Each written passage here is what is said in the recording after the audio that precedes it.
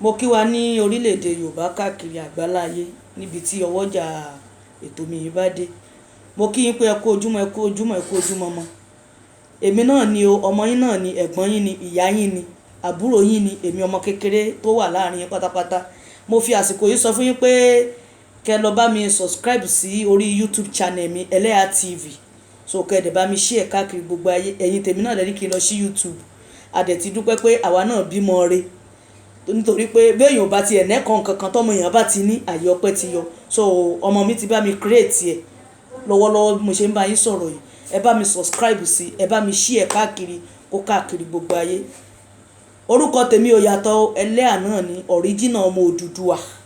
Kọ́lọ́run bọ́ lójú òní kó gba orílẹ̀-èdè wa fún wa. A dẹ̀ ní ṣe lásán. Gbogbo ìran Yorùbá tán kó só oko ẹrú, Ọlọ́run á yọ wá. Bó ṣe máa jẹ́ nìyẹn, ṣé mo dúpẹ́ o. Ẹ pàdé mi lálẹ́ o. Ó máa láòdù gan. Ètò yín, ètò wa. Ọlọ́run á gbẹ̀tọ̀ wa fún wa. Ẹ ṣé mo dúpẹ́, bá mi pín káàkiri.